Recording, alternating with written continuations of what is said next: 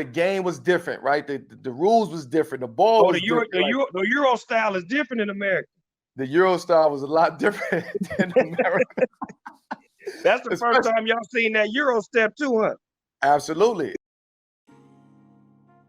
Today on the EuroStepping, really honored to have my guy Flo with me today on the show. Man like Flo.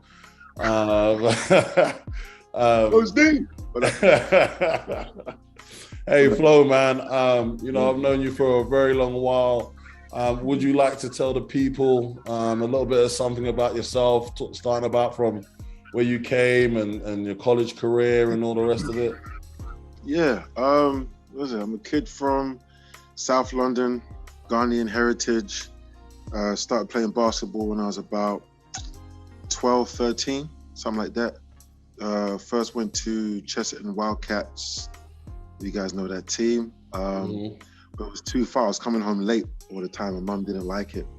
So she goes, either stop playing basketball or you find somewhere closer. And one of my guys, he heard about a team called Brixton Top Cats. So he told me about that. So I was still on the fence, but then late Andrea, she came to my school and put on a coaching clinic, and like just her energy and everything there like really got me interested in the game or to wanting to branch out outside of whatever was happening in PE classes and stuff. So Andrea coming to my school started it. Went to Brixton when I was about 15, I think I was 14, 15 years old. Okay. And started that journey, you know, with all the greats that was at Brixton. I was one of the youngest, you know.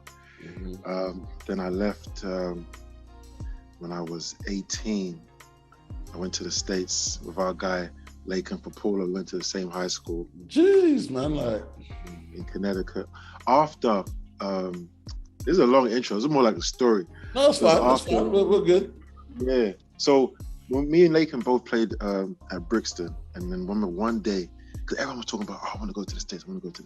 Yeah. Laken was like, yo, there's this AU team in the States. Like, do you want to go? Like, everyone says they want to go, but no one really wants to go. Like, do you want to go? I said, yeah. So, you know, worked a little bit, saved some money. Then we went out. But before we went out, this is when Jimmy told us if we leave, because it was going to be in like March or something like that. Playoff time. And the playoffs were starting. Yeah. Because we played for juniors and men's at the time. And then and Jimmy said, if you guys go, you're off the team. So got kicked off Brixton. I was like, listen, if Jimmy, that so be it, innit? I love Jimmy, man. Got kicked off the team. Went to this AU tournament. And while we were there, one of our games, I remember we was in the gym, and then we looked like, yo, is that Michael? I said, yo, Mike. This is obviously Lamar. So what are you doing there? Oh, we got a game. When's your game? It's next. Our game is next. Are we playing you? Oh, say less. Brixton showdown. So we went at it, which was great. It leads on to the story. So after that, we came back. Didn't have a lot of offers, well, not really any offers. And then again, Laken was like, yo, there's this thing called Eastern Invitational in New Jersey.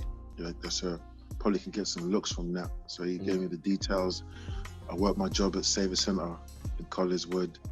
Replenishing Shelves was the title, innit? Okay, hey, you got to use that hype for something, you know what I mean? Listen, over there in the garden section, even I remember Wayne Henry, he found me, what are you doing this?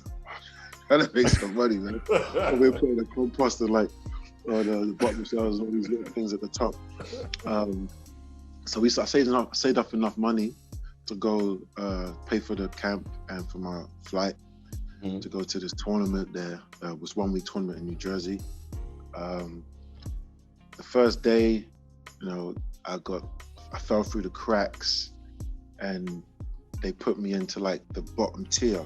I think it was like East and West, I think they did it. So the East was strongest, something like that. And then Laken and another guy we were with, they was in the East. And, you know, I felt a bit embarrassed and a bit ashamed, like, yo, how am I paying this money? How am I coming from England? And I was starting and now I'm in this, like, the bottom tier. So Hold on, pause. Wait, so are you saying when you went to this camp, Laken was ranked higher than you?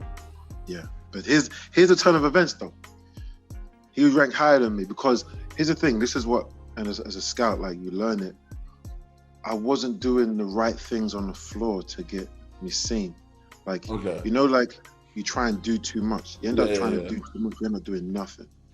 So I was just end up really doing nothing, not really performing. And they put me in, I think it was the West, that was the weaker group. And so I was like, I don't want to be here. So rather than sulk, I started balling out. So like every game, I think we were winning. And then I was showing like all facets of my game, inside, outside. Like there's one, I wish I kept that kind of skill set, because I was playing more like a 3-4. Now, I turned into a 4-5 as it went on. But I remember one in particular, which actually probably did it. I got the rebound and I was pushing full court, half court, someone stepped up, in and out, crossed him. Hey. Did it again, and then there's a guy cutting from the left side. And I hit him with a pass and I span. Like no pass. Yeah, and just, you go, I used to jog it back like, yeah. I've really done that. Then a couple other games I might go like a dunk or something. The next day, the camp directors, they found me out. They said, excuse me, yo, we made a mistake. We put you in the wrong group. We're gonna place you with another team. Okay. So they put me in the better group now, the East. Cool. So I went in that group. These are guys, a lot of guys that played D1 that was in there. And then my team ended up winning that the tournament at the camp, and I won most improved player. And I got some D1 offers and some high school offers. But I didn't think I was completely ready to go D1. So I ended up going to high school. I went with Lakin to the Gunnery in Washington, Connecticut. So from having these D1 offers, as the school year went on, me and Lakin, we were working all the time. Like every morning we'd wake up, at least out of 5 to 7 days, maybe like 4 of those days, we'll just get up 5:30 in the morning, either go lift or get onto the court, because that's the only time we could have to work on our games, because you can't really be the player you want to be in practice alone, you know. It was just the time afterwards. So we would do that. But as the season went on, all of my offers just dwindled. I had nothing really. I had like D2 and D3 offers, and I went to visit a D3 school. I think it was New Haven it was called. And I was just like, they were selling it to me, but I just felt like, I didn't come all this way for this, man. And then turn of events, remember that AU tournament, right? Yeah. So that AU tournament that we had before we came to the high school, that same team, Laurel's team, was gonna play in Connecticut. And then my old AU coach had connected with Laurel's AU coach, was like, yo, 2 of my guys at Connecticut, and Laurel mentioned it too.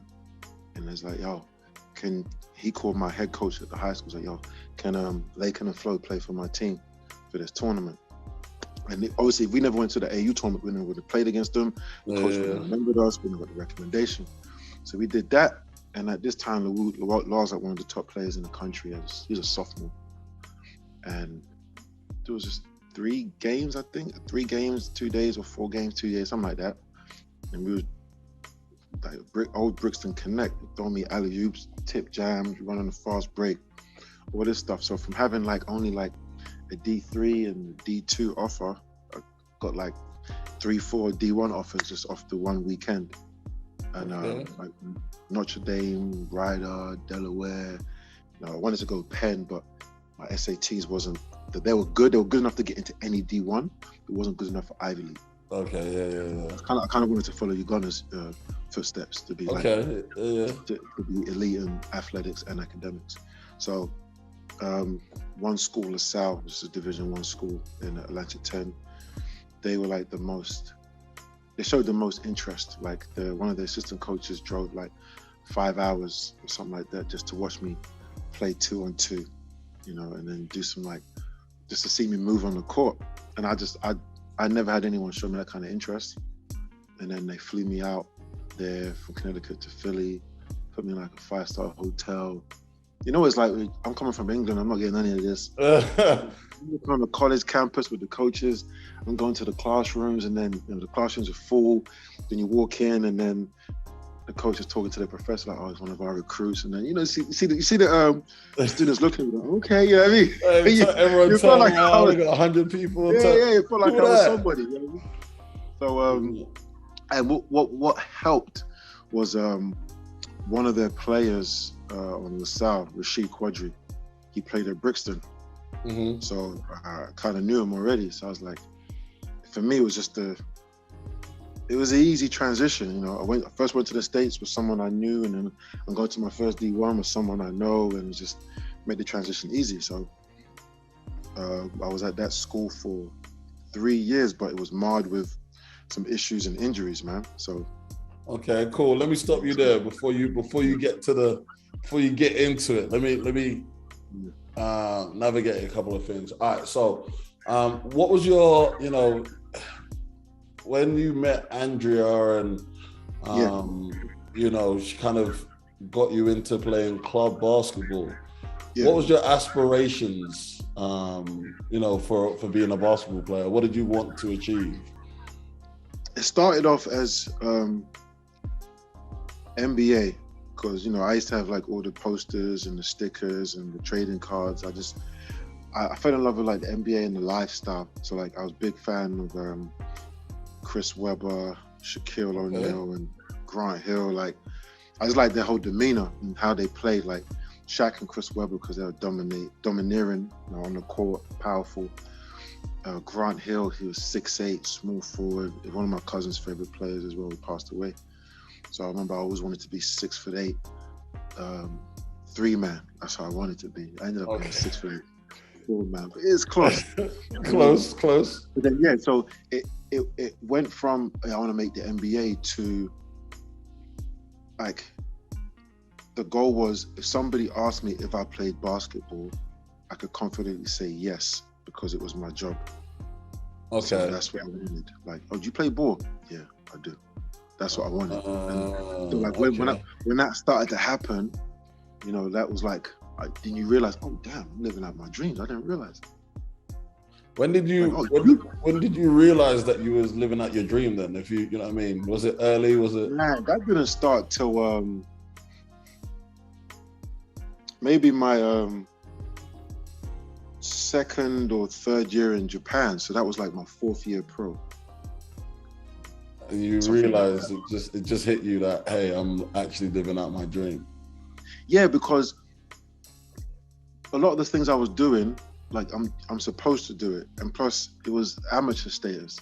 I wanted to go and play high school ball. So I worked hard for that. I got it. I'm supposed to get it. I wanted to play Division 1. I worked hard for that. I got it. In my head, I'm like, I'm supposed to get it. It's not like something like, oh, wow, I made it. No. Okay. I wanted to play for GB was big when I first played for GB. That was my first pro gig. Even that, I didn't feel like I made it because it's my first year. My bank account was on Slim Fast. So it's like I couldn't feel pro like if I wasn't getting paid to do what I do. Obviously we got our what was it? The meal money or whatever. Back then GB had some money, but it was alright. I think they got money now, but I don't know. They do. It was it just didn't feel like it because obviously I think I was comparing myself too much to my guys that was there. Losing the NBA. I think Pops had just got to the Mavericks and Joel Freeland was playing in Spain pro and Andrew Betts had been playing for years and Sullivan been playing for years. I'm just coming. Yeah. This is like I'm nowhere near there. So that's why it took a few years of being seasoned and getting into the routine and conducting myself as a pro for me to be like, okay, I'm a pro, that kind of thing. Got you. Okay.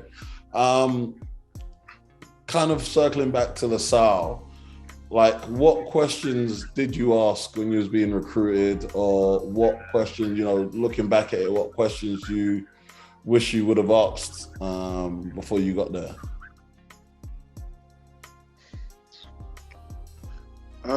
Most of my questions I asked was academic based.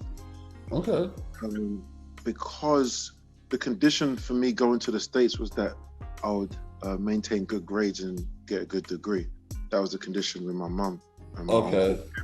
So I was just making sure that was fine. As far as basketball, I remember they asked me more questions, like, how would you describe your game? What's the best aspects? What do you want to learn? What do you want to get out of it? That kind of stuff. Maybe I could have asked more, but I don't think things were defined as well. I didn't have a proper definition of how I really wanted to play. Even though I had these guys in my head, I wish I'd been a bit more clear when it came to that. Okay. I could have got more out of it earlier on in my career. I was just, jumping in, everything's moving at a fast pace. Okay, I'm playing a forward position, but, my introduction to, high level was, going against, rest in peace, my old teammate, Lasalle Butler, who played in the league for many years. He cooked me. I never met a player who was like my height, who could dribble and shoot like that, But then I was like, you know what? This perimeter stuff is difficult, Let me try the post. And then I played against NBA 4s and 5s.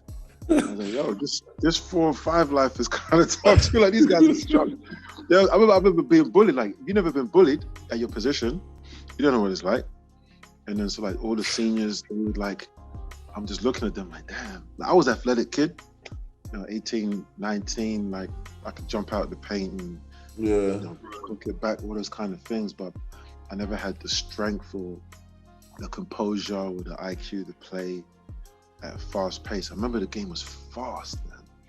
So I wish I just asked a few more things about that, like how I could slot in, what exactly I should work on. So when it came to practices, I was like, boom, this and that. Too general. Yeah. Okay, and that's kind of like, doing a lot of these interviews for me, that seems to be the common thing of a lot of people, a lot of players and even parents of, hey, the goal is to get to America and then that's it. So it's not like you're not really interested in how do I fit in, where do I slot in? It's just, are you going to give me a scholarship? Great, I'll see you Monday kind of thing. So yeah, having that time to reflect on finding out the right situation is probably like more important now in hindsight. Would you agree? It was, but the problem I faced, maybe there's a lot of guys like that too, was I was a late bloomer.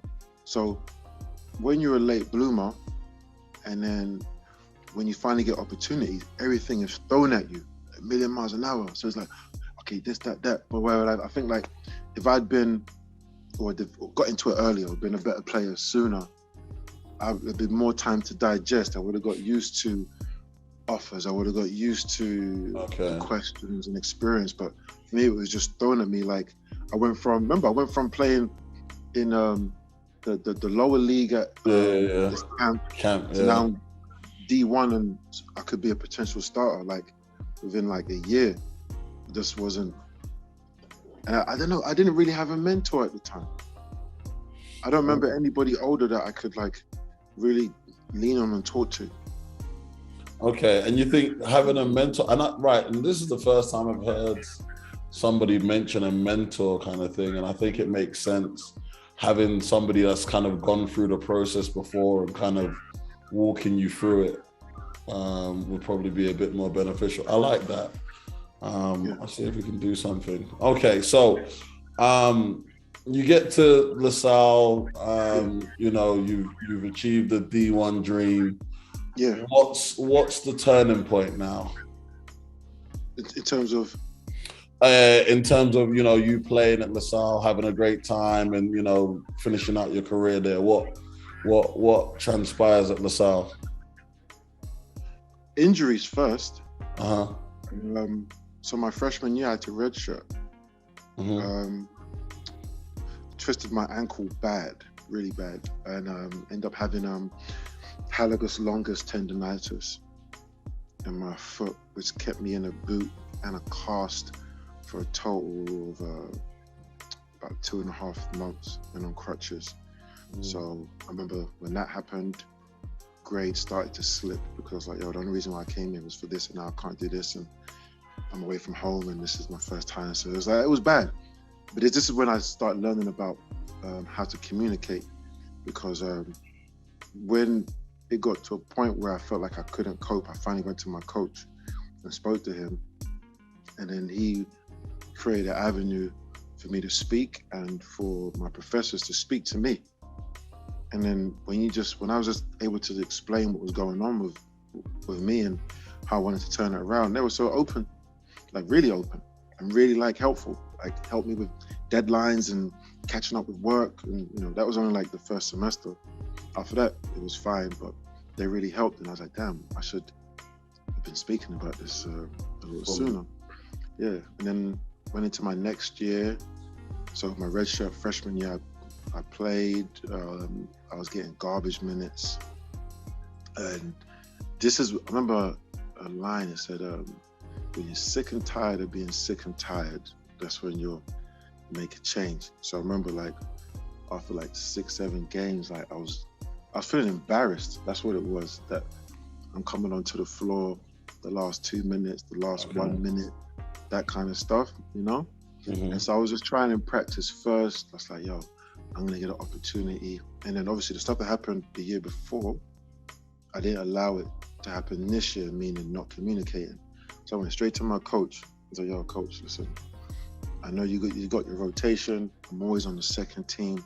I want to play more. I don't like us coming at the end. What can I do? Like, what would you need to see from me in order for you to put me into that? And he told me straight, you know, Coach Billy Horn, thank you very much.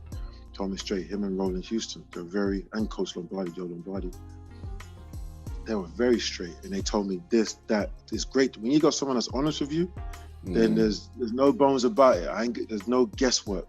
He said, you do this, you do that, you'll get playing time. So come practice, I start doing this and that. Flo, change over your jersey. So made it. First team still. Yeah, and then the turning point for me playing was the 8th game, I believe it was, or 7th game of the season. We played Cincinnati at Cincinnati. And Big was playing a bit scared, you know, they had Jason Maxill and one other guy. And he just wasn't really performing. And then the coach gave me a chance, jumped in there, and then I felt like I was back on ends. The way I was talking on defense, bro, like it was me and Rashid on there. I was like, yo, blood, hey man, moving down there, rotate, bro, rotate. Like I was talking like I was on the end, and it made me feel comfortable on the court. And then I remember that game. I wasn't playing at all, and then that game I had like 10 points and like 8 rebounds, something like that. And I got a dunk in there, I remember, for inbounds play. And then the coach, Ronnie Houston, he was like, man, that's big, you know, I'm not gonna cuss, but he was a big man from that one. Well done. He was proud of me. Then the next game, our big was doing a similar kind of thing, not really on it. So the second half of that game, coach started me. And then after that, so from like game 8 or 9, he started me for the rest of the season, you know what I mean, my freshman year. And then I was the start of my sophomore year. But then halfway during the season, I had another injury. I had a stress fracture in my shin. I thought it was shin splints because I'd been feeling pain for like a couple of weeks. And then one game, I got a dunk. I came down. I was in some of the worst pain I felt. Couldn't make it to half court, subbed me out. And then I had to sit out the season. And then I lost that season, obviously, because I'd redshirted. And then the following year, we're going into the season, and a bunch of madness was happening at my school with some teammates, and my name got put up in the mix, and we were like thrown to the wayside, you know. That's when I was out of school, trying to get back into schools, but because with this stuff going on, no one wants to touch you. And whilst I'm out, I end up tearing my ACL. You know what I mean? So it's like, it was tough, and I just managed to the series of events to get into a Division II school that would take a chance for me. It was like, it's big. Like, you think of it like this. So remember I told you about the AAU tournament? Yeah. So that AAU tournament, that helped me get to the high school because that team came back and said, yo, Flo can play.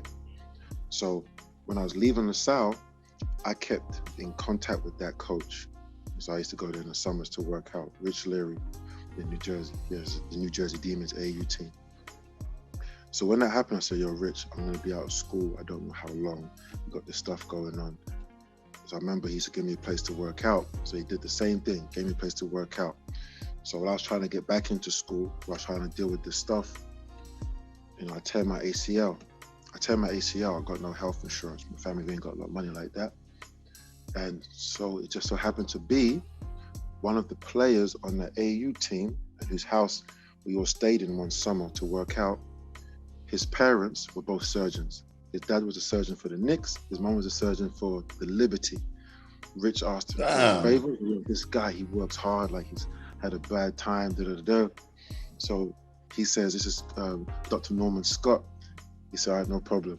I'll do your surgery for free. I'll just pay my, my co-workers for the time they're putting in. So tearing my ACL, he does that for free. Fortunately, because I wouldn't be able to pay for it.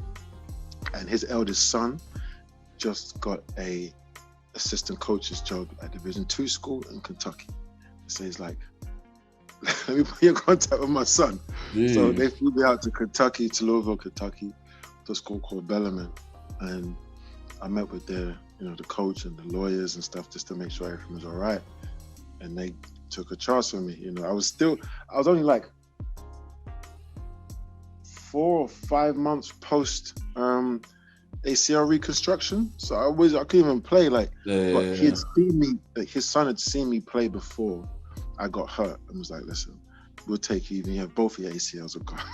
We'll take you." Dude, like that, huh? Yeah, they brought me in, and then that's what started it. Because whilst I remember I told you about not having like a defined purpose of how I wanted to play or how I could play. My time out of school working with Rich Leary and the guys at Hoops America, they gave me like skill sets on how to actually like score, how to play, taught me how to rebound, box out, and running mechanics, and all these things. So when I got into my Division II school, and then my first year averaging like 13 or something, then the second year averaging just under 19 and making all conference team and all that kind of stuff. I was thinking back like, yo, how did I used to score when I was at my old school? Because I didn't do any of this stuff. None of that. And all of that transferred into when I got to GB. Because when I got to GB, Chris Finch, one of the first things he said to me, like when he put me onto the team was, Flo, when you get the ball in the post, go to work. That's what I used to do, was just post or high post. And to hear that like from a coach like that and a team like that, going through what I'd been through and then learning these things, and now like I was a guy where it's just, yo, Flo, get us a bucket. That's what I'll do. And that transferred into, that's what helped when I got to Japan. It's all like, it's a snowball effect. Yeah, it's crazy how it all leads into each other and it all moves forward and kind of, I don't want to say goes full circle, but who would have thought that going to that AAU tournament would be so beneficial for you 3 years down the line kind of thing. So, you'd never know.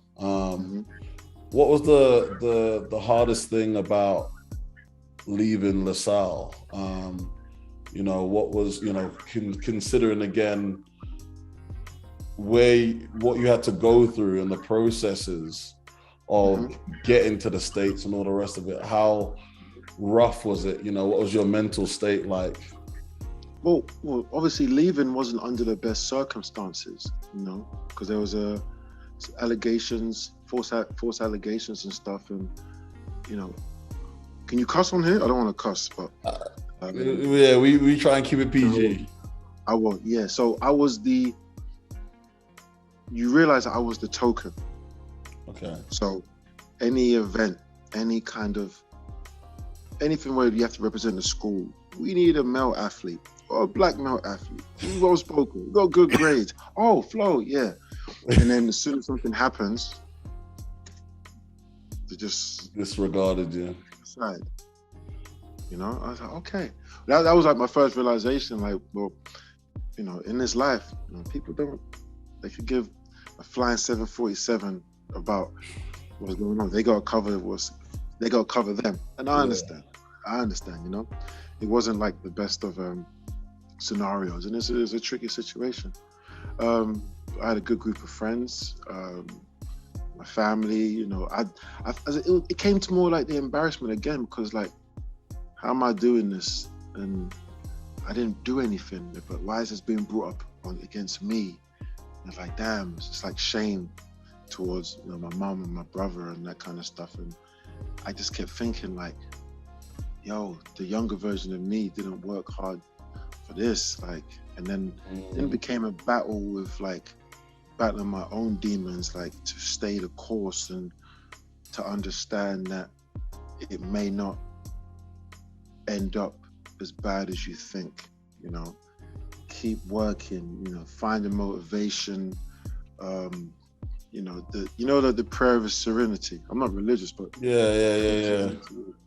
Grant me the courage the wisdom to accept what I can't and to change what I can. That kind of thing. So I was just working, and then obviously I had, you know, Rich Leary was like a guiding angel at the time. You know, he would talk to me so much and help, and he didn't ask for anything but hard work. And to me, that was nothing. Came from Brixton, work hard there. It's nothing. I could do that. I mean, so there was that, and then obviously but then the lowest it got to was on a Friday, I was gonna go to court on the Monday. So Friday, December the 2nd, I was supposed to go to court December the 5th, and I was playing in this tournament in New York at Basketball City. It was a championship game while I was out of school, because no schools didn't want to touch me, so I had to do stuff outside of school. And then I tore my ACL. So when I got, the pain, bloody hell, pain. When I got back to the apartment, I remember I started bawling. I started crying. I was like, yo, the only thing that kept me above water is gone. Like, I don't know if I could even walk again because the pain I was in. And I got this court case on Monday. So, you know what I mean? I was just by myself, and I was like the lowest I could get. And I was like, yo, can't get no worse than this. So on the Monday, went to the court in Philly. This is for these allegations. As soon as I got there, the judge threw out the case. You know what I mean? So it was like a waste of a lot of money, a lot of time, and they just threw it out. And then Rich drove me. So we was in New Jersey, drove me to Philly for that. And after Philly, we drove all the way to Manhattan to see Dr. Scott. And that's when he said, yeah, he did the knee test thing. And then tears again, like, oh man, like I remember Lawal called me like, what was it, like a week after or something? He had like a few minutes between practice with the Bulls. He's like, yo, what's going on? Like, is everything okay now? I said, yo, they threw out the case. I was like, oh man, that's awesome. Yo, I'm so happy for you. I said, bro, something else happened. He said, what? I tore my ACL, bro. He's like, oh. He's like, you can't catch a break. Yeah. And then I went through that tough climb back. Yeah, the rehab kind of. That's tough climb back, man. I would imagine, like, yes, I can imagine an ACL being rough physically, but I think with everything going on, like, how did you manage to keep your mental sanity? How did you manage to kind of keep upbeat? Because going through all of that stuff, being on your own, being away from family and friends. You had Lawal and stuff, but I mean, it's a lot different than Lawal's doing his thing over, where he's at. So you kind of like pretty much being on your own. Like, how did you manage to deal with that?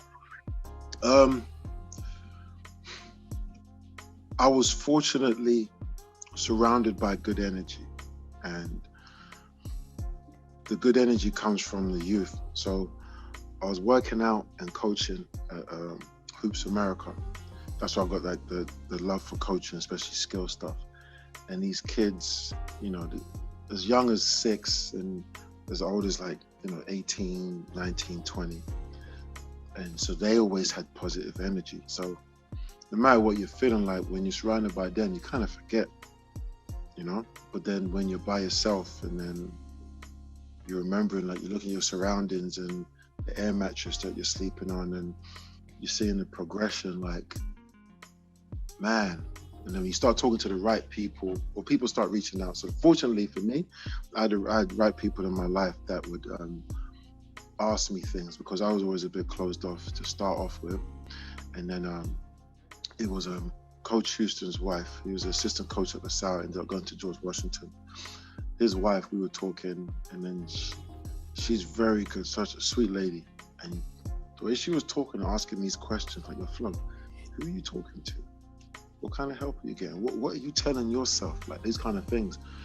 Because it got to a point where I remember my mum had noticed it, and my mum said that I sounded suicidal on the phone because of all the stuff that was going on. And then when you recognize that and it's affecting other people, then you're either gonna wallow in that, or you gotta snap out of that. So I just did my best to snap out of it, and then just I had to leave it to whatever it's gonna be, prepare myself for any scenario. If the system was gonna, do me over, what can I deal with that? If they don't, and everything is working out, my focus was just on that. Two of my best friends, they had finished school and started to play pro, and I'll be around them, and just being around things that I was gonna look forward to when it was all done. So it was that Aspirations, a lot of hope, and I don't know. Listen, honestly, sometimes I don't realize or know what made me keep working. Maybe it's about a naivety or something, but it was coming up to the challenge, because back then I was a bit more religious, and then I would tell myself that I'm not gonna let the devil win. I used to say stuff like that. And I was like, whatever you put up against me, I'm gonna battle that, because my faith is stronger than any obstacle you can put in front of me. So I was just. That was that sounds, man. It's awesome hearing about it, and it's really sobering to know that your journey, and you've gone through so many things, and to come out on the other end and to see where you are now is, man, it's definitely something, man. It's crazy to think about that, back from playing out in Chesterton to not knowing anything to now, doing your scouting and stuff. It's incredible. Kind of for the younger audience that are going through, that are now, I guess, freshmen on planning to go out to the States, with the allegation that came up, how could you have avoided being in that scenario? How could you have avoided being in a situation where they could even call your name? Was it, just being around bad people, or what? No, it was, it's understanding who you're around. And this is not the guys, because it was two separate incidences rolled into one. Okay. It was understanding that maybe the person that you're involved with, the female, is a bit unhinged, has a reputation. People don't have bad reps by accident, despite what your interaction may be like with them on a one-to-one, when multiple people are saying negative things, or they did this or they did that, what are you thinking to try and go there? That's one. And two, shut your mouth. Well, I mean? Because I know me, I was, back then, young, dumb, that kind of stuff. When you finally bag a bad one, in both senses of the word, just go tell yo, I was just, I just did dumb. And then they made it very easy for for girls to cry wolf.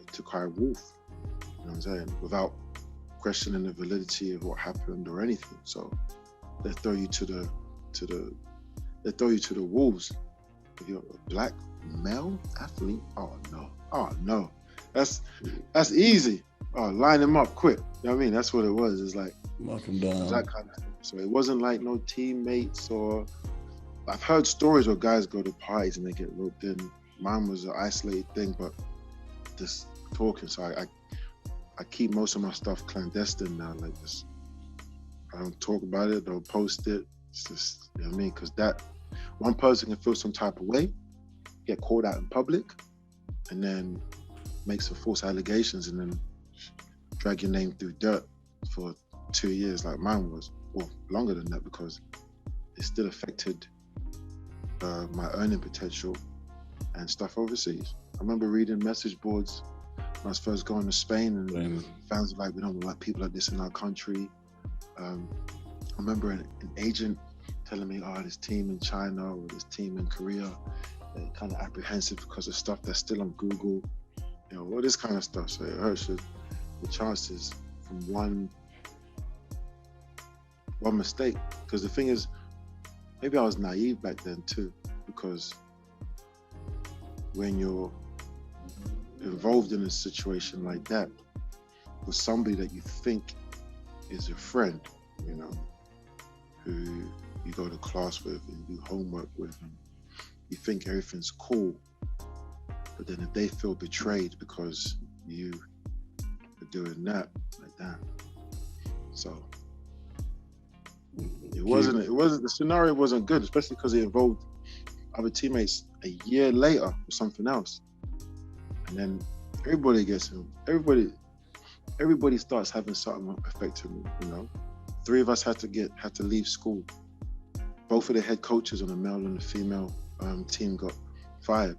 Like, it affected a lot of stuff. Yeah, it's a big domino, and it's all, I guess, for that being from someone being disgruntled or whatever. I mean, I guess sometimes you're gonna, you know, and I've said it as a, you know, in my coaching capacity and dealing with high schoolers now, and I say, hey, you know, sometimes the line is, you can make it very blunt in terms of, you know, even if it's a jovial no, just take it as a no. Or yes. if it's a kind of a unsure, or, you know, a 50-50 is a no. Do you know what I mean? And if you approach it as such and make sure that you are above board and obvious, then hopefully there shouldn't be any, you know, repercussions. It's a tough one because, well, obviously the biggest thing is to observe your surroundings and maybe be better at vetting people, because, you know, what in my case it was keep your mouth shut. Mm-hmm. You know, there's supposed to be something that was done in private between 2 people. Why are you making it public? You know, in the case of my teammates, you know, they ended up going to court and going to trial, so to say, and not guilty on all charges. But even though you're not guilty, your name is still. Oh yeah, they kill you in the newspapers. They kill you in the newspapers. Mugshot all on the front page. Remember when I first had to turn myself in, my mugshot was open up the newspaper, boom, mugshot was right there. Crazy. Mad. That's something. I remember Luau was in Utah at Summer League, and he called me like, "Yo, what's going on at your school, man? I've seen this thing on ESPN." I said, yeah. But other guys, it's you know what it is? It's trying to think about not even putting yourself in those positions that it can. And how do you do that? Obviously, make sure that you're around a lot of people so people can see and corroborate stories. Make sure that interactions are documented, text messages, pictures sent. What else? Make sure there's little to no alcohol or any other things involved. Yeah. Okay. They can put it down to poor judgment. Make sure that you don't do anything to embarrass them afterwards, because no one wants to feel like, they're a hoe for choosing to willingly give you themselves and stuff, like that kind of stuff. Don't be involved. Like the more I grow into it, the more I grow and I understand, like even scenarios where it's multiple guys and one girl, like you may think that, oh, she was with it, she never said no, she wasn't. But I've heard stories where they say like they was too scared to say no, or they just rolled with it because, or they didn't realize that it was going to be like this, and they might have agreed to one or two, but then when there's like 4 or 5, it's like, oh, and they get caught up. Don't even put yourself in those scenarios. Easiest one to put your head down in your books, find you a good girl and just disappear, bro. Come off the grid. That's the easiest one. Come off the grid. Say nothing. Yeah, but when you're a guy, and especially an athlete, if you're in D1 or wherever, man, those things are afforded to you like easily. Like you're especially on a sports team. You're on a football team. You're on a basketball team. You're on a baseball team. They know who you are, man. And then they want to put themselves in your orbit, and there's just temptations everywhere. As I said, but if you ain't got the elders to direct you, you're running reckless. Well, today, for today, right now, you are going to be the elder mentor for a lot of young men and women watching this. So I'm hoping they can definitely take this on board and take great value in your unfortunate situation. But hopefully it's an active learning lesson for these youngsters coming through. And as a coach, my problem is, and kind of like what birthed the whole idea of the EuroStepping, is that as a coach, they just look at you as the old guy. Do you know what I mean? Oh, you're the old guy, and what do you know? You're like mom and dad who didn't live a life, kind of thing. But someone like yourself that's been through it, played D1, played D2, have gone through the trials and tribulations, and they can look at your body of work, even as a pro, playing national team, everything. Now it means something a little bit different than just the old guy with the clipboard and the whistle, just moaning and moaning. So, it's very, very appreciative. Last question on the whole thing is not on the case, but on the going to the States. The way things worked out, would you say there was value in you traveling to the States and playing ball in the States, or do you think it would have been beneficial? I didn't know a different avenue.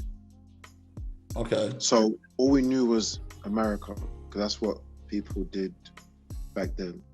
Joe went to the States, Uganda went to the States, Rashid went to the States, Sullivan went to the States. All right, we're going to the States. It wasn't until when I first played for GB and I start talking to Joe Freeland, I said, yo, you didn't go States? No, I went straight to Spain. I did, what? You can do that? No, in my head, I'm like, yo, man, I could have been playing for 19. That's what I was thinking. So I waited till I'm 24. Like, yo, I didn't know like that those opportunities weren't afforded to me. So now it's not a necessity because, well, we were exploited in college. Now they allow student athletes to make money off their name. But when my likeness was in the NCAA, EA Sports, NCAA games, I'm on the PlayStation playing as myself, or when jerseys are being sold or that kind of stuff, not making any money, and I was like, what am I doing? If I had the opportunity to go elsewhere, I would have done that, 100%. And I had the opportunity to leave school early to go to China and to go to a top league in Italy. This was during the time span when I was still handling the case. They seized my passport, so I couldn't travel. So I missed out on a lot of, what they pay in China. So I missed out on a lot. But if I'd known a different avenue, man, I would have taken another one. But all my idols were American based who went to schools in the States. So I was like, let me just follow their footsteps.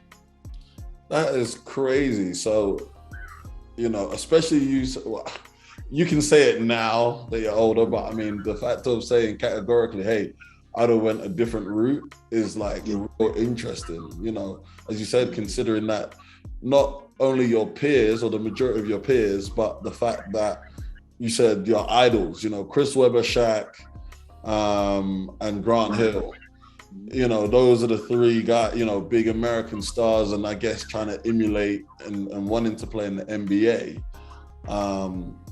I guess from a youngster, you don't really think about going through, like now there's multiple different ways to get to the NBA, right? With the G League stuff and guys being recruited from pro, LaMelo Ball's like the, you know, geez, gone crazy and went everywhere but college.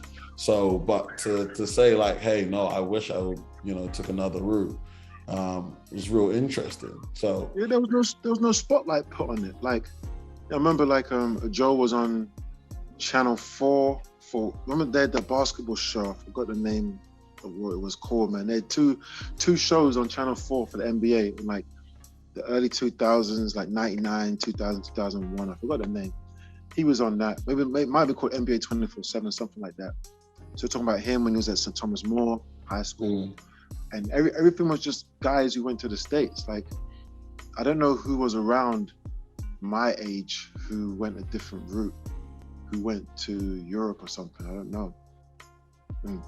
That needs to be highlighted more. So guys with upper opportunities. Like, I remember when I first started playing in Japan, that started being more of a being put more in the spotlight, because I was the only British person that was ever in Japan at that time until Matthew came, and then now you got OV and Ryan and Miles. You know what I mean? There's a lot.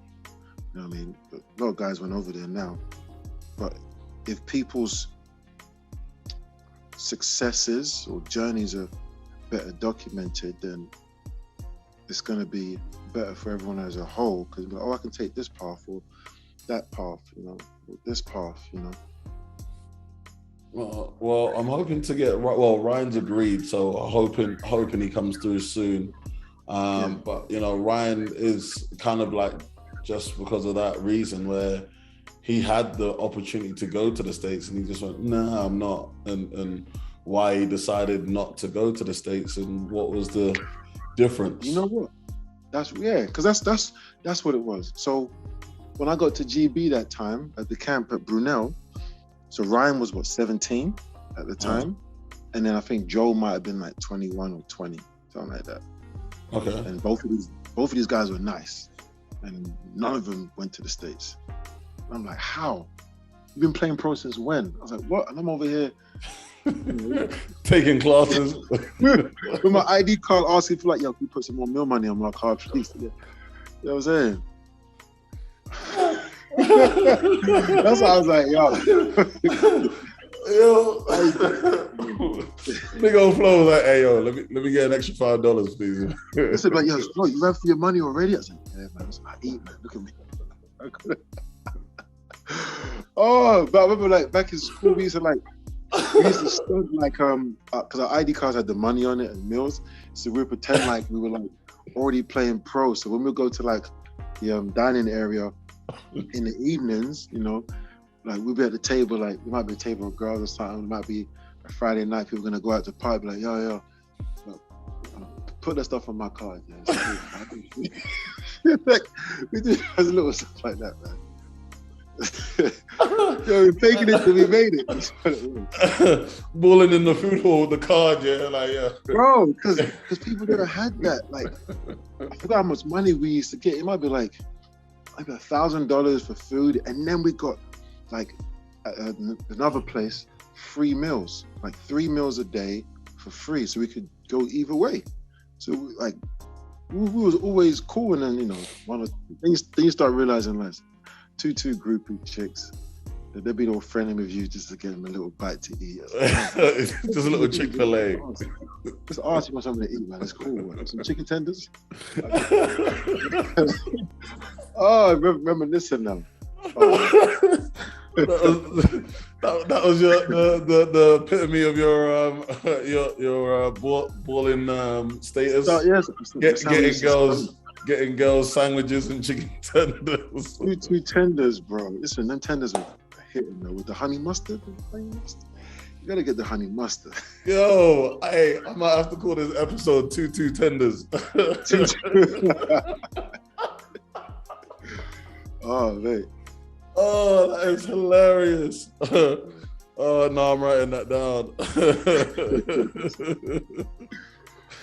Oh, crap. All right, we're going to get through the travel and tourism bit real quick, man. Real quick. We're going to fly through it.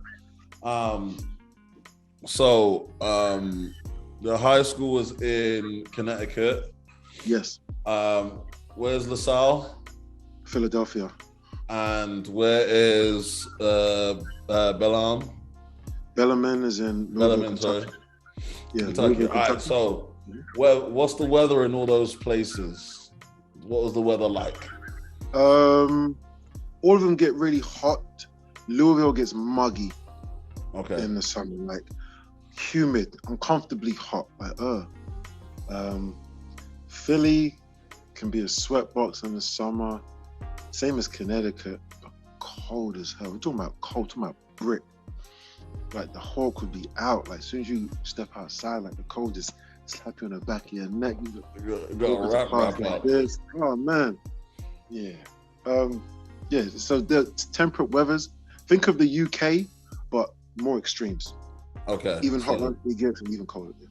Okay. All right. Must-see destination. You don't have to do for every city, but the things that you've seen in any of those places that you're like, man, like you need to check out such and such if you go to Philly or whatever. With Philly,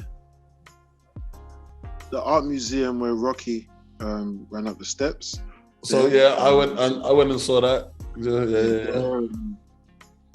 Did you run the steps? Yeah, I did. We all did that. Okay. The flag dog. Make sure you go Pats and Geno's for the steaks. In Connecticut, we didn't do anything. It was a boarding school, so once in a while, like they'll do like a minibus trip to, I think it was Bridgeport Mall, but we didn't do anything. We was on campus all the time, so I can't really speak on Connecticut. Louisville, like Bardstown Road, was all like the little bars and stuff, like just good vibes there, and it's a college city, you know. Between us, we're small, but obviously you had University of Louisville, University of Kentucky, there was another school I forget. So like it was always good vibes in that little area in Louisville, Bardstown Road. Yeah. Okay, well I know you wasn't drinking because you wasn't of age. You know what I mean, I know you was. I didn't like drinking.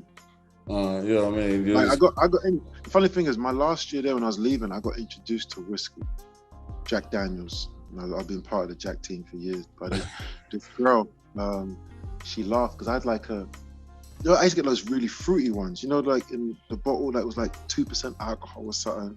And she is that where Lakin got it from? Jeez, oh my life. Kind of a man drinks that. Like, I was like, what do you mean? Tastes good. Like, yeah, that's your boy's still over there drinking Malibu, talking about I'm drinking. Lakin be drinking Disaronno. He knows about Disaronno. Yeah, Ask him about Disaronno. Disaronno in Miami. Yeah. Best place to get food in each place, those three cities. Yeah. Or you can name your top one. Was it only ones where I went to school or any period? Any period. Any. And this is just America, yeah? Yeah. Yes, sir. Okay. Well, Philly, where do we go? Explorer's Den, which is by our school. Cheesecakes, like there's cheesesteaks the size of like my forearm, like filled up. For real? $10, man. Cheese with, oh man, what? That one or Pats and Geno's was always fire. Louisville, I don't really remember Louisville, man. Miami, there's a few places on the strip. Oh, I don't remember the names though. There's one Eritrean spot we went to in Miami that was. Okay. I wish I remember the name. I've been to a lot of cities, man. I don't remember like the restaurants. All I would do, like how I choose what I want to eat is I'll choose something based on like what my palate requires. So sweet, savory, and the texture. Don't want something soft, crunchy, something like that. Then I just think of that, and I'll be like, what kind of restaurant could I get something like that from? And I just go from there. I don't really know the names. Dave and Buster's was good in Philadelphia. Dude. What's that? That's because of Dave and Buster's. Oh. That's because of the games and stuff, and they had decent food there. Okay. I wasn't expecting Dave and Buster's to come out. It was fun. I went on a few. Listen, I went on a date there once, right? And you know she's feeling you, but you wanna tip her over the edge, innit? So I was like, yo, let's play the basketball game real quick. So I'd be working my foul shit. So I'm over there. I just where I was striking. You look at the corner of your eyes, though. She's looking like that's my man, like that. Man. Yo, them ones, yeah. A little bit of fun, man.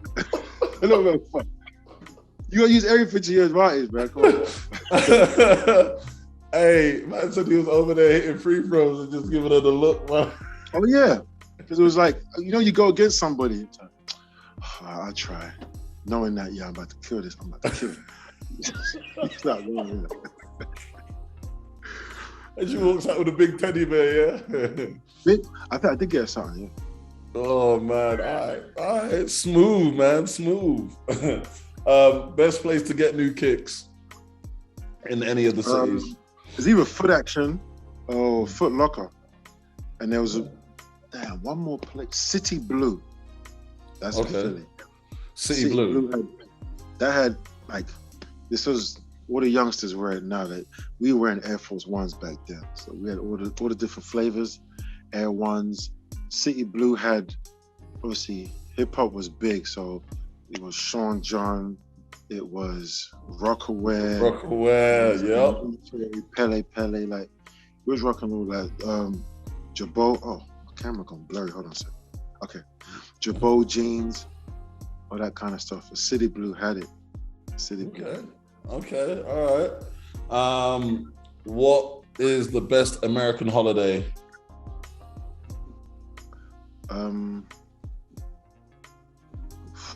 Thanksgiving. Probably Thanksgiving is obviously historically it's not a great thing to give thanks for, what happened. But as a college athlete, and it was a time for family, we could never go home. So we'd either go to a coach's house or one of the teammates or something, and then just get so much food, man. I got introduced to sweet potato pie, and they taught me how to play spades. This kind of stuff, like I didn't know about this. Okay. Spades player. Okay, I got you. Did you get homesick, and how did you deal with that? I did get homesick, but then you start realizing I didn't really miss too much of home. It was the people. So as long as I was communicating with them, it didn't matter.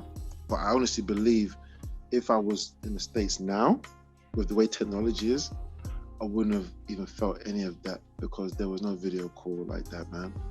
I had to get the calling cards. I'll call home once, twice a week, maybe like 3-4 times a month, maybe.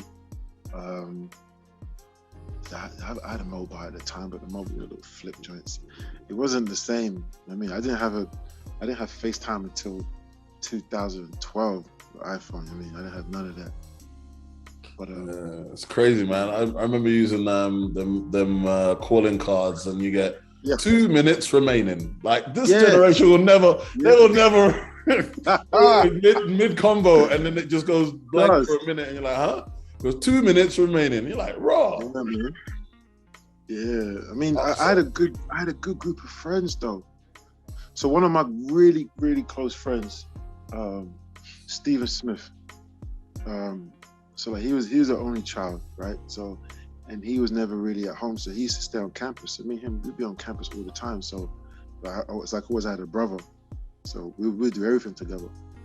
You know, he made it to the Sixers. You know, played overseas and stuff. So I had a good group of people around me. I was fortunate. Nice. All right, last 3 questions, big homie. Yes, sir. So final reflection. What was the biggest adjustment to American culture? What was the hardest thing to kind of overcome or, yeah.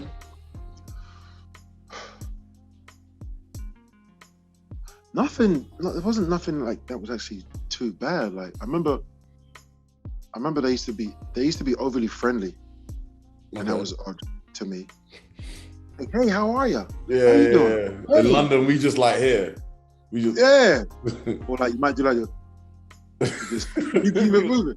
So yeah, I mean, but there wasn't nothing really off, you know. Like I embraced everything because before I went, I've always wanted to go, right? From the age of like 15, because I was big into rap. So when my guys back home were wearing straights and, you know, was it Reebok classics and whatever they was wearing back then, I was wearing Jordan brand, Jordan 4s, AIs and baggy jeans and listening to rap. Like, so I was like, I was already over there. When I got there, it was like coming to America. Like, yeah, I'm very happy to be here. Like, for those ones, I was like that. I just felt like I was supposed to be here. Yeah. I love it. Okay, cool.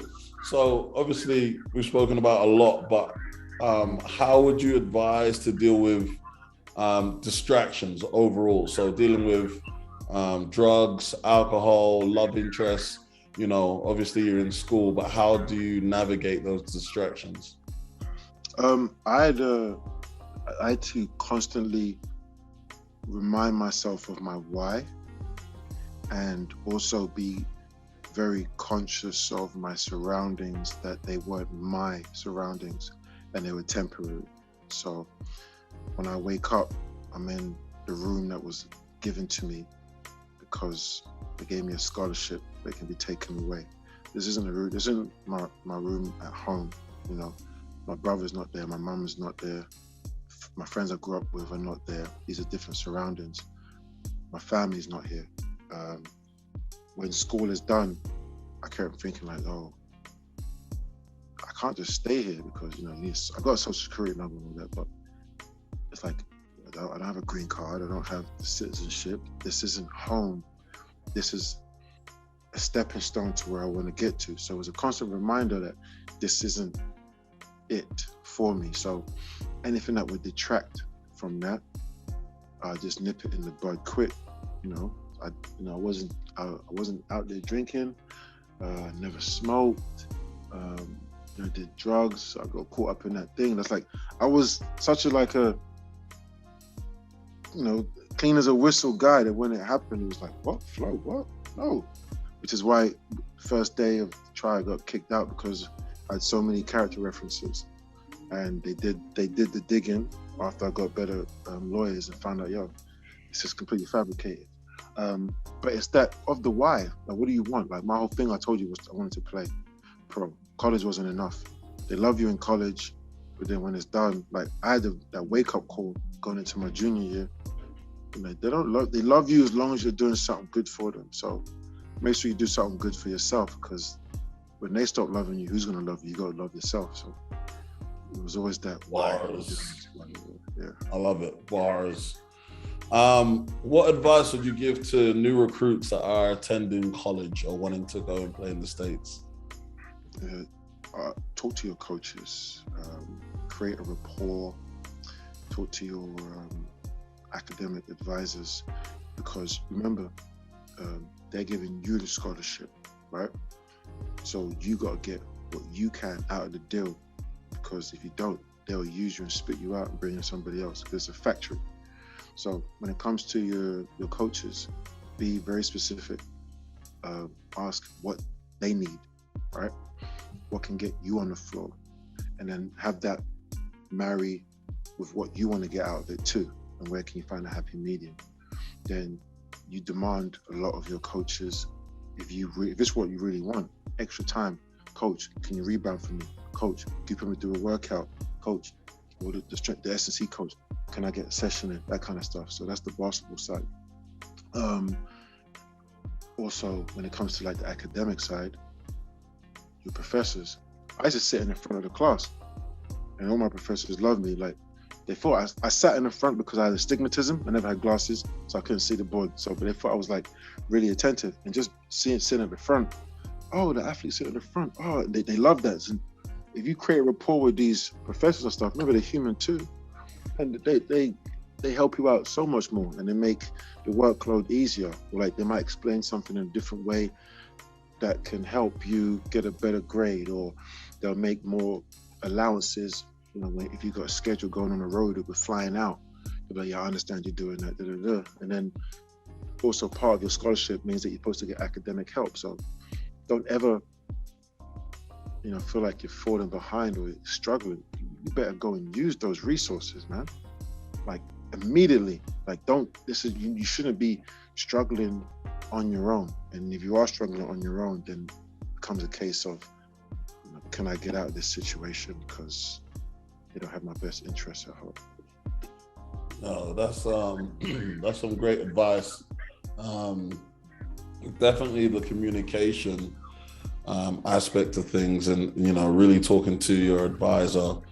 And I would add in, like, talk to the older classmen. Do you know what I mean? Like, the guys that have been through it, and kind of like, you know, mentorship. If you know individuals that are at another school, or someone that's just been through it, and kind of like, hey, how do I navigate this process of my life? What can I do to be more efficient? And I think that's really important in terms of attending school. Copy them too. Yeah. Hug them and copy them. So, as I said, Rasul Butler went to my school. He was the best player on our team. He was Atlantic 10 All-Conference player. He made it to the NBA, but he was also a guy that was always in the gym and probably worked the hardest, and he was the best. I remember senior night, he used to wear number 45. Senior night, he had 45 points. And I used to see him in the gym. When we finally got a gun, the shooting gun, and he was always on it. So I'm like, and as I'm watching this, I'm like, yo, it's not an accident that he's the best guy on the team and getting all the minutes. Like, so I just thought, yo, he's on a gun, I'm gonna do that. So me and Saul, or we call him Bop back then, I'd be like, I start after practice, hey, let's get these shots up. This is when I had my boot on too. So he would shoot and I'll just stand there, like if the ball went over, I'd go grab the rebound, or when he was done, I made sure I used the gun too. I'm standing there shooting free throws with the boot on, all this kind of stuff.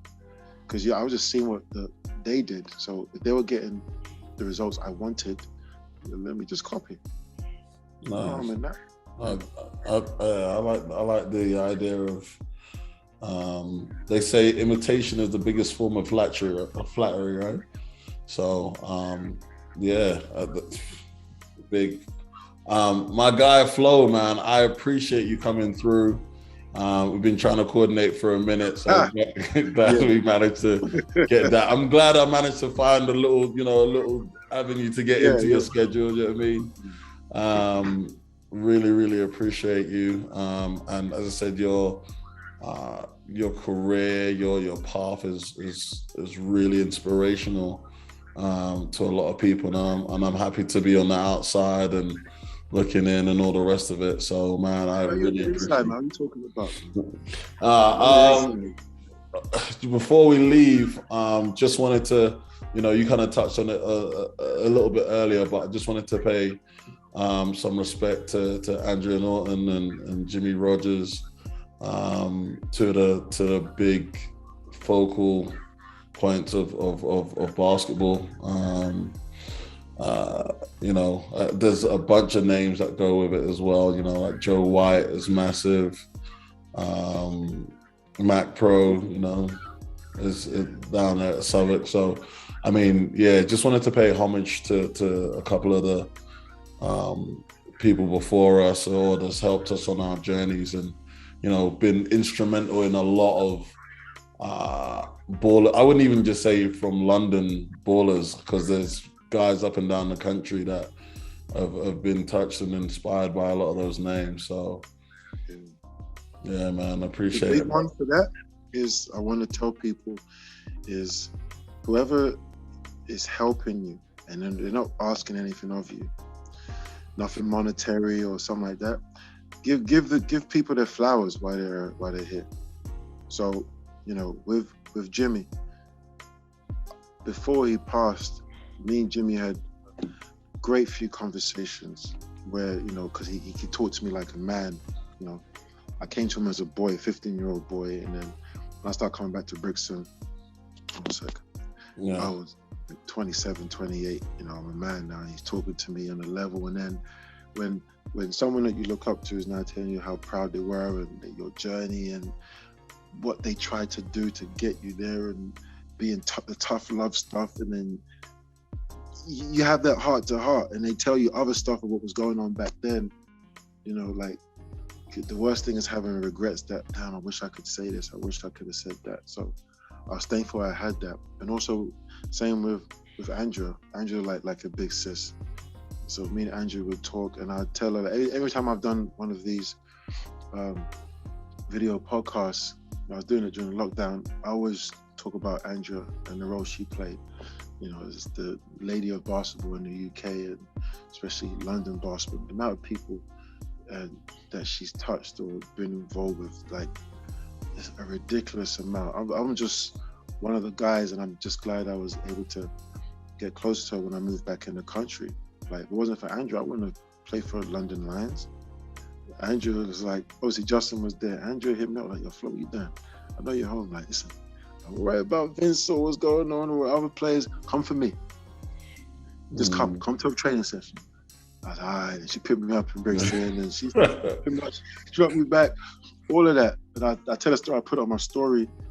I remember, like, because it just reminded me of back days when we played juniors. And when I do something soft, she'll cuss me out. Or Lulu, her and Jimmy say, oh, Lulu's on her period again. Oh, Lulu. First time, this one game was in and I went out, I missed the layup. I tricked it, I smoked it. And Andrew looked at me like, yo, like, but that was soft. Da, da, da, da. Most players would get mad. I was like, yo, that was soft, my bad. Next time down, me and Justin pick and roll. He threaded the needle, went up, banged on somebody, went back, pointed right at the bench. Yo, Andrew, hold that one. Yeah. So I miss her. I miss her energy, man. Both of them. Jimmy's voice. I miss Jimmy's voice. I miss Andrew's presence. Yeah, but I'm just thankful that there was in my life. So. Very, very, very thankful.